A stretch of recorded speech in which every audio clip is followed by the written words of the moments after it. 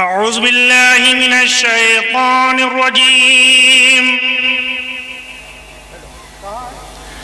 بسم الله الرحمن الرحيم.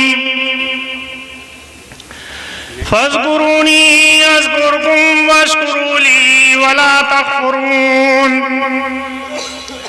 يا أيها الذين آمنوا استعينوا بالصبر والصلاة إن الله مع الصابرين.